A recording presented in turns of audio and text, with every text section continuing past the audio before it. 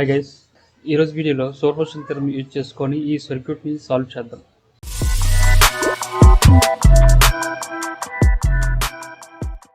చూడండి, ఇక్కడ క్వశ్చన్ ఏంటంటే find the voltage V0 by using superposition theorem. Okay, so ఏదైనా సర్క్యూట్లో మనం వోల్టేజ్ లోడ్, ఇక్కడ చూడండి, ఇక్కడ లోడ్ అనేది 2 ohms. సో ఈ ఎలిమెంట్ దగ్గర, ఈ లోడ్ దగ్గర మనకి వోల్టేజ్ కానీ కరెంట్ కానీ ఫైండ్ చేయాలంటే డిఫరెంట్ మెథడ్స్ ఉన్నాయి. Mesh analysis, nodal analysis, node voltage method, superposition theorem, Thevenin's theorem, చాలా థియరమ్స్ ఉన్నాయి. ఇలా ఏ థియరం యూజ్ చేసుకోవాలైనా సరే మనం దీన్ని సాల్వ్ చేయొచ్చు. బట్ ఇక్కడ పర్టికులర్గా సూపర్పొజిషన్ థియరం యూజ్ చేసుకొని చేయమన్నారు. సో సూపర్పొజిషన్ థియరం స్టేట్మెంట్ మనకి మైండ్లో ఐడియా ఉండాలి. Okay, so first of all superposition theorem మీరు నేర్చుకోవాలనుకుంటే మీకు ముందుగా తెలుసుకోవాల్సిన విషయాలు ఏంటంటే mesh analysis, node voltage analysis, రెండిట్లో ఏదో ఒకటైనా సరే మనకి మినిమం మ్యాండటరీగా రావాలి. ఓకేనా, సో వస్తేనే థియరమ్స్ అనేవి ఈజీగా అర్థమవుతాయి, ఈజీగా సాల్వ్ చేయొచ్చు. ఓకే, ఇన్ కేస్ మీకు మెష్ అనాలిసిస్ రాదు, నోడ్ వోల్టేజ్ అనాలిసిస్ మెథడ్ కూడా రాదు అనుకున్నట్లయితే ఒకసారి అది రివైజ్ చేసుకొని రండి ఇక్కడికి. ఎందుకంటే ఇక్కడ నేను రెండిట్లో ఏదో ఒక మెథడ్ యూజ్ చేస్తాను సాల్వ్ చేయడానికి. సో ముందుగా మనకు రావాల్సినవి ఆ రెండిట్లో ఏదో ఒకటి రావాలి, వస్తేనే ఈ థియరం, ఏ థియరం అయినా సరే మనం ఈజీగా నేర్చుకోవచ్చు. ఓకే, సో సూపర్పొజిషన్ థియరం అసలు స్టేట్మెంట్ ఏంటి? In any linear bilateral network having multiple independent sources, the response of an element will be equal to the algebraic sum of the responses of that element by considering one source at a time. చూడండి, నేను just statement read చేశాను, దీన్ని మీకు ఈజీగా explain చేస్తాను. Okay, so దీనికి meaning ఏంటంటే, okay, ఇక్కడ సర్క్యూట్లో సూపర్పొజిషన్ థియరం అప్లై చేయాలంటే మనకి కండిషన్ ఏంటంటే మినిమం 2 సోర్సెస్ కావాలి. ఇది మ్యాండేటరీ. సూపర్పొజిషన్ థియరం అప్లై చేయాలంటే మినిమం 2 సోర్సెస్ ఉండాలి, దట్ టు ఇండిపెండెంట్ సోర్సెస్ ఉండాలి. చూడండి, ఇక్కడ వోల్టేజ్ సోర్స్, కరెంట్ సోర్స్ అనేవి ఇండిపెండెంట్ సోర్సెస్, డిపెండెంట్ సోర్సెస్ కాదు. ఎలా ఐడెంటిఫై చేయాలి ఇండిపెండెంట్ సోర్సెస్, డిపెండెంట్ సోర్సెస్ని? డిపెండెంట్ సోర్సెస్ అంటే మీకు రాంబస్ షేప్లో ఉంటాయి. ఓకే, డిపెండెంట్ సోర్సెస్ ఎప్పుడు కూడా మీకు రాంబస్ షేప్లో కనిపిస్తాయి. ఓకేనా, ఇలా కనిపిస్తాయి. దీనిలో ప్లస్ మైనస్ ఉంటే వోల్టేజ్ సోర్స్, లేదు ఇందులో యారో ఉంటే అది కరెంట్ సోర్స్. సర్కిల్ షేప్లో ఉన్నాయంటే అవి ఇండిపెండెంట్ సోర్సెస్, మీకు ఇవి దేని మీద డిపెండ్ అయి ఉండవు. ఓకే, ఈ సోర్సెస్ ఉన్నప్పుడు మనము ఈజీగా సాల్వ్ చేయొచ్చు. ఓకే, ఇప్పుడు పాయింట్కి వద్దాం. ఏంటి, ఇందులో మినిమం 2 సోర్సెస్ ఉండాలి. సో కండిషన్ సాటిస్ఫై అయ్యింది, దట్ టు ఇండిపెండెంట్ సోర్సెస్ ఉన్నాయి. Okay, that is fine. ఇప్పుడు మనం దీనికి సూపర్పొజిషన్ థియరం అప్లై చేయొచ్చు. సూపర్పొజిషన్ థియరం స్టేట్మెంట్ ఏంటి? 2 or more than 2 సోర్సెస్ ఉన్నప్పుడు మనము రెస్పాన్స్ అనేది ఇండివిజువల్ సోర్సెస్ యాక్ట్ చేసి తీసుకున్న రెస్పాన్సెస్ అనేవి ఆల్జీబ్రాయిక్ సమ్ చేస్తే మనకి టోటల్ రెస్పాన్స్ వస్తుంది. ఓకే, మీకు అర్థం కాకపోతే మళ్ళీ ఒకసారి చూడండి. మనకి టోటల్ రెస్పాన్స్ అనేది వోల్టేజ్ V0 ఉంది కదా, ఈ V0 2 ohms దగ్గర మనకు కావాల్సిన రెస్పాన్స్ కావాలనుకుంటే, ఆన్సర్ కావాలనుకుంటే ఇక్కడ ఎన్ని సోర్సెస్ ఉన్నాయి? 2 సోర్సెస్ ఉన్నాయి. ఫస్ట్ ఏదో ఒక సోర్సెస్ని తీసేసి ఒక సోర్స్ పెట్టుకొని, for example 20 volts voltage source పెట్టుకొని మనం సర్క్యూట్ని సాల్వ్ చేస్తే మనకు ఒక వోల్టేజ్ వచ్చింది. అది V0, బట్ దాన్ని V1 అనుకుంటా. ఓకే, ఎందుకంటే అది ఈ ఒక సోర్స్ ఉన్నప్పుడు వచ్చిన వోల్టేజ్ V1 అనుకుంటా. ప్లస్ ఇప్పుడు 8 amps మాత్రమే ఉంది, మిగతా తీసేసాను. అది ఒకటి యాక్ట్ చేస్తున్నప్పుడు మనకి ఫైండ్ చేసిన వోల్టేజ్ని V2 అనుకుంటా. ఓకే, ఇక్కడ 2 సోర్సెస్ ఉన్నాయి కాబట్టి V1 ప్లస్ V2 అని రాస్తుంది. ఇన్ కేస్ 3 ఉంటే ప్లస్ V3, 4 ఉంటే ప్లస్ V4. ఇలాగా ఎన్ని సోర్సెస్ ఉంటే అన్ని వోల్టేజెస్ మనం ఇండివిజువల్గా క్యాలిక్యులేట్ చేసుకొని వాటన్నిటిని ఆల్జీబ్రాయిక్ సమ్ చేస్తే వచ్చింది మనకి టోటల్ వోల్టేజ్, అది V0. ఓకే, మనం ఫైండ్ చేయవలసిన రెస్పాన్స్ వోల్టేజ్. అర్థమవుతుందా? సో 2-3 సమ్మలు మీరు చూసి సాల్వ్ చేస్తే మీకు అర్థమవుతుంది, పాయింట్ వస్తుంది. ఓకే, ఒకేసారి అన్ని పాయింట్స్ మైండ్కి ఎక్కాలంటే కొద్దిగా కష్టమే. ఓకే, ఇప్పుడు మనం సాల్వ్ చేద్దాం. రైట్, స్టెప్ 1 ఏం చేద్దామంటే, ఓకేనా, so when 20 volts voltage source acting alone అంటే అదొక్కటి మాత్రమే ఉంది, మిగతావన్నీ కూడా తీసేస్తున్నామని meaning. When 20 volts voltage source acting alone, అదొకటే యాక్ట్ చేస్తే అప్పుడు సోర్స్ అనేది రీడ్రైవ్ చేయాలి. మనం మన సర్క్యూట్ని మనం రీప్లేస్ చేయాలి. ఎలా అంటే చూడండి, రెసిస్టర్స్ కామనే 20 volts వోల్టేజ్ సోర్స్ను ఉంచండి యాజ్ ఇట్ ఈస్గా. ఓకే, లోడ్ రెసిస్టర్ కూడా ఉంది. ఇప్పుడు మనం చేయవలసిన పాయింట్ ఏంటంటే ఇది ఒకటే ఉంచి రిమైనింగ్ సోర్సెస్ని డీయాక్టివేట్ చేయాలి. ఈ వోల్టేజ్ సోర్స్ని యాక్టివ్ చేసాము, రిమైనింగ్ సోర్సెస్ ఏమున్నాయి? కరెంట్ సోర్స్ ఒకటే ఉంది, 8 amps.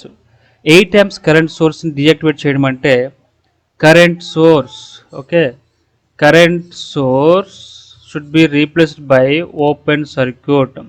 Voltage source should be replaced by shot circuit.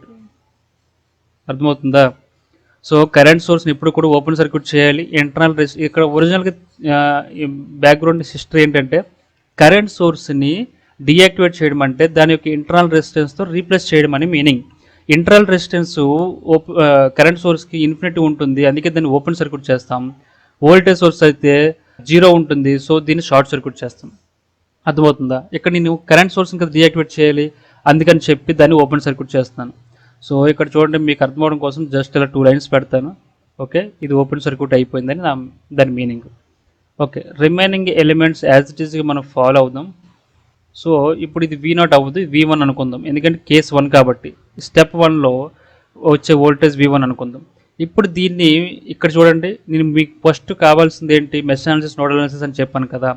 So ఇలా సూపర్పొజిషన్ థియరమ్ అంటే ఇలా రీప్లేస్ చేస్తాం. ఇక్కడ నుంచి సొల్యూషన్ సాల్వ్ చేయడం అనేది మీ ఇష్టమే.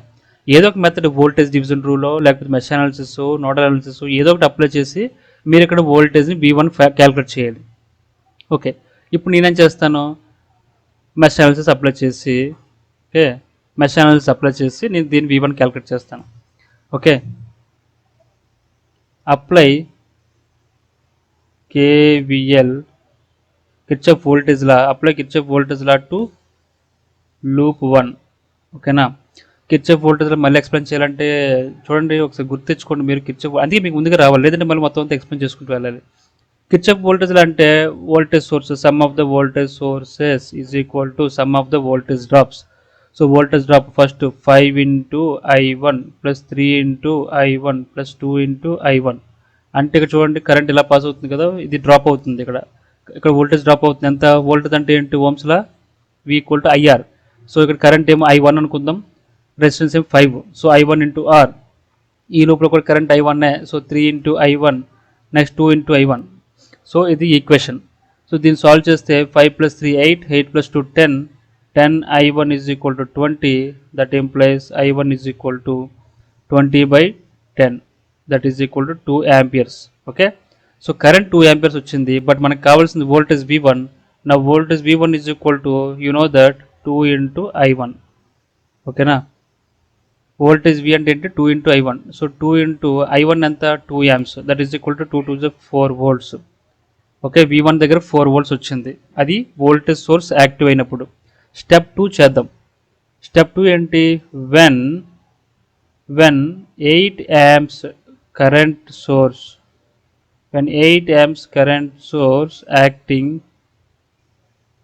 acting alone, అది ఒక్కటి మాత్రం ఉన్నప్పుడు ఎలా. సో ఇప్పుడు మళ్ళీ సర్క్యూట్ రీడ్రా చేయండి. సర్క్యూట్ రీడ్రా చేస్తే ఎలిమెంట్స్ ఏమీ ప్రాబ్లం ఉండదు, యాజ్ ఇట్ ఇస్ వదిలేయండి.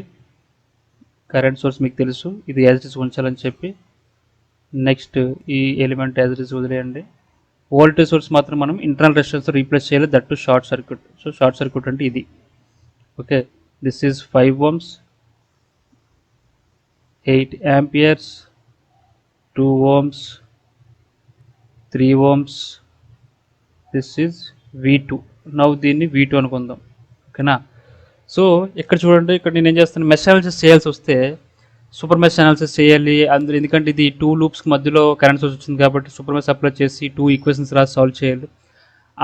అది చేసే బదులు నాకు నోడ్ వోల్టేజ్ అనాలిసిస్ మెథడ్ వచ్చు కాబట్టి నేను ఏం చేస్తాను, ఇక్కడ ఫర్ ఎగ్జాంపుల్ VA అనుకొని నేను ఇక్కడ నోడ్ వోల్టేజ్ ఫైండ్ చేస్తాను. నోడ్ వోల్టేజ్ ఫైండ్ చేస్తే నాకు ఈజీగా ఒక ఈక్వేషన్తో సొల్యూషన్ వచ్చేస్తుంది అనమాట. అందుకే మీకు థియరమ్స్ చేసే ముందు కంపల్సరీగా మెష్ అనాలిసిస్, నోడల్ అనాలిసిస్ బాగా నేర్చుకోండి, అప్పుడు మీకు థియరమ్స్ అనేవి ఈజీగా అర్థమవుతాయి. ఓకే, నౌ అప్లై ఇప్పుడు Kirchhoff current law at node A. ఓకేనా, నోడ్ ఏ దగ్గర కిర్చాఫ్ కరెంట్ లా అప్లై చేస్తే సేమ్ కిర్చాఫ్ వోల్టేజ్ లానే ఇక్కడ కేసీఎల్ ఫుల్ ఫామ్ ఏంటి, కిర్చాఫ్ కరెంట్ లా. ఇది ఏం చెప్తుందంటే sum of the currents entering in to the node is equal to sum of the currents leaving from the node. So ఇక్కడ చూడండి 8 amps అనేది లోపలికి ఎంటర్ అవుతుంది, రిమైనింగ్ కరెంట్స్ అన్ని కూడా లీవింగ్ కింద రాసుకొని ఇక్కడ సొల్యూషన్ రాద్దాం. సో నోడ్కి ఎంటర్ అయ్యే కరెంట్ ఏంటి, 8 is equal to leaving currents. ఎలాగా లీవింగ్ కరెంట్ రావాలి, ఇక్కడ మనకు కరెంట్ లేదు కాబట్టి voltage by resistance, I is equal to V/R, ఓమ్స్లో తెలుసు కదా. సో ఇక్కడ వోల్టేజ్ ఏంటి, VA.